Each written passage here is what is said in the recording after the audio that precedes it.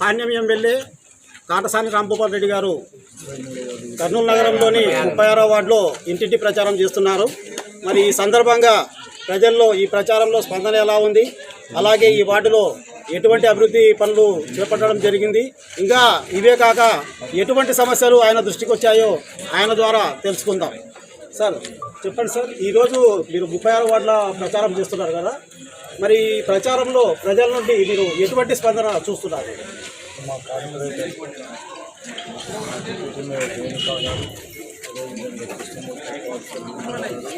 ఇంకా మాకు లక్ష్మీకాంత్ రెడ్డి అందరూ కూడా మా నాయకులు అందరూ కూడా మా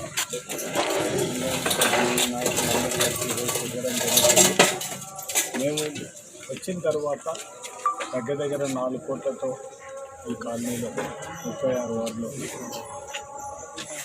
పనులు చేయడం జరిగింది. అందరూ కూడా ప్రజలు అడుగుతున్నది ఒక 82 విషయాలు. డ్రైనేజ్ ఒకటి, డ్రింకింగ్ వాటర్ మనం రోజు మార్చి రోజు చేయగలుగుతున్నాం, కానీ డైరెక్ట్గా మనకి పాణ్యం నియోజకవర్గంలో OHSR కోసం ఆల్రెడీ మా దగ్గర 115 కోట్లతో ఆల్రెడీ ప్రపోజల్ పెట్టడం జరిగింది. ఆల్రెడీ కూడా టెండర్ అయిపోయింది, కానీ ఈరోజు టెండర్ అయిపోయింది. మనం సుంకేస్ నుంచి సపరేట్ పైప్ లైన్ తీసుకురావడం జరుగుతుంది. అది కూడా ఆల్మోస్ట్ ఆ పని అయిపోయింది. మనకు ఈ పని అది అయిపోతే మాత్రం డైరెక్ట్ పంపింగ్తో కూడా ప్రజలకు నీళ్ళు ఇవ్వడానికి ఇబ్బంది. ఆల్రెడీ మనకు ఈ సంబంధించిన OHSR ఈ ఎలక్షన్తో కోడించడంతో ఆ టెండర్ కూడా పెంచలేదు. నెక్స్ట్ ఎలక్షన్లు అయిపోతేనే మొత్తం పాణ్యం నియోజకవర్గం సంబంధించిన 16 వార్డులలో కూడా డైరెక్ట్గా వాళ్ళకి వాటర్ ఇబ్బంది లేకుండా ఖచ్చితంగా చేయగలుగుతాం. ఇప్పుడు ఈ టిట్కో ఓవర్సీస్ దగ్గర మనకు అక్కడనే లా యూనివర్సిటీ కూడా రాలేదు. సపరేట్గా ఒక కంపెనీ తయారు చేసి ఆ వాటర్ దీనికి దగ్గర ఉన్న అల్లూరు సంబంధించి వాటికి అన్నిటి కూడా ఇవ్వడానికి కూడా ప్రయత్నం చేయాలి. ఖచ్చితంగా అవన్నీ చేస్తాం. ప్రజల్లో కూడా మాకు మంచి రెస్పాన్స్ ఉంది. మనం ప్రజలకు పింఛన్లు అయితేనేమి, అమ్మఒడి అయితేనేమి, వైఎస్ఆర్ ఆసరెట్టి చాలా వరకు ప్రజలు అడిగిన చాలా వరకు చేయగలుగుతారు. ఏదో కొన్ని కొత్తగా ఎక్స్టెన్షన్ ఏరియా మాత్రం చేయలేకపోయినా ప్రజలు మాకేం ఖచ్చితంగా ఒకటే నమ్మకం ఉంది ప్రజలు. ఈ రాష్ట్ర ముఖ్యమంత్రి జగన్మోహన్ రెడ్డి మాట చెప్తే మాట తప్పడన్నది ప్రజలు ఆ నమ్మకంతో ఓటేస్తారు. చంద్రబాబు నాయుడు మాత్రం అబద్ధాలు చెప్పే పరిస్థితి. నిన్న బనయాన్పల్లిలో చూసిన బోర్కల్ రిజర్వాయర్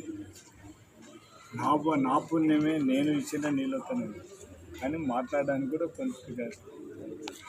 కొద్దిగా అబద్ధాన్ని కూడా అంత అబద్ధాన్ని కూడా నిజంగా మాట్లాడే తెలుగుదేశం నాయకులు మాత్రం ఏం మాట్లాడాలో చంద్రబాబు నాయుడు అని మాత్రం 94 నుంచి 95లో ముఖ్యమంత్రి చంద్రబాబు నాయుడు 2004 వరకు ₹1 కూడా ఖర్చు పెట్టని చంద్రబాబు నాయుడు అంత సిగ్గు తప్పి కూడా మాట్లాడే పరిస్థితి ఉంటే మాత్రం ఏం చేయాలనేది అర్థం కాదు. దివంగత నేత రాజశేఖర రెడ్డి గారు వచ్చిన తర్వాత 2005లో కోరికల్ రిజర్వాయర్ శాంక్షన్ మొత్తం అదంతా 2014 వరకు కూడా ఎక్కువ అమౌంట్ ఖర్చు పెట్టింది కాంగ్రెస్ గవర్నమెంట్. కేవలం చంద్రబాబు నాయుడు ఖర్చు పెట్టి 115 కోట్లు. ప్రథమదంతా కూడా అంతకుముందు కాంగ్రెస్ ప్రభుత్వం, తర్వాత ఇప్పుడు వచ్చిన వైఎస్ఆర్. నువ్వు ఏ విధంగా చెప్పావు? 2004లో దివంగత నేత రాజశేఖర రెడ్డి ముఖ్యమంత్రి అయినప్పుడు మనం నీళ్ళు ఇవ్వగలిగాం. పివి నరసింహారావు ఉన్నప్పుడు రిజర్వాయర్కి శంకుస్థాపన చేసే జియాలజికల్ సర్వే వాళ్ళ రిపోర్ట్ సరిగ్గా ఇవ్వలేదని మొదలుపెట్టారు. ఈయన వచ్చిన తర్వాత 94 నుంచి 2004 వరకు కనీసం ఒక మట్టి కాదు దాని మీద శాంక్షన్ ఉంది. అట్లతో ఏ విధంగా మాట్లాడతాడో ఒకసారి ఆలోచించారు. రాజశేఖర రెడ్డి గారు ఎలక్షన్లో మాట చెప్పినాడు, ఖచ్చితంగా కోరుతాడు. అదే రాజశేఖర రెడ్డి గారు నువ్వు అబద్ధాలు చెప్పి నీకు కనీసం 14 సంవత్సరాలు ముఖ్యమంత్రిగా పనిచేసినావు. నువ్వు ఏం మాట్లాడుతున్నావు? ఎవరి టైంలో అయిపోయిందని తెలుసుకొని మాట్లాడాల్సిన బాధ్యత ఉంది. ప్రజలు ఏదో నువ్వు చెప్తే నమ్ముతారనుకుంటే విశ్వసనీయత అంటే దివంగత రాజశేఖర రెడ్డి, జగన్మోహన్ రెడ్డి నీ మాట ఎవరు నువ్వు చెప్పిందే అబద్ధాన్ని నిజం చేయాలని అటువంటి నిన్ను నమ్మే పరిస్థితులు ఈ రాష్ట్ర ప్రజలు ఎవరు వల్ల ఖచ్చితంగా జగన్మోహన్ రెడ్డిగా పట్టణ గతానికి ప్రజలు రెడీగా ఉన్నారు. మళ్ళా నేను ఒకసారి ఆలోచన వచ్చేది మళ్ళీ వైఎస్ఆర్సీపీ గవర్నమెంట్ మీరు మాత్రం చదువులు కూడా నిర్వహించాల్సింది. కాటసాని రాంభూపాల్ రెడ్డి అంటేనే ఈ ప్రత్యర్థులు ఒకటే ఒక విమర్శనే చేస్తుంటారు. వాళ్ళ మనుషులు కబ్జాలు చేస్తారు, వాళ్ళ మనుషులు కబ్జాలు చేస్తారు. ఈ విమర్శలు మీ పైన వస్తున్నాయి. ఈ విమర్శలు వస్తున్నా కానీ మీరు ఎన్నిసార్లు ఎన్నికల్లో ఎట్ట గెలుపొందినారు అనేది మాకు అర్థం కావడం లేదు. దీని మర్మం ఏంటో చెప్పడం ఒకసారి. నీకు అట్ట కాదు, నేను కానీ నా ఎమ్మెల్యే నిందితులు కబ్జా చేసే ప్రజలు మమ్మల్ని ఎందుకు దగ్గర రానిస్తారు? అది వాళ్ళకి తెలియలేక మాట్లాడుతున్నారు.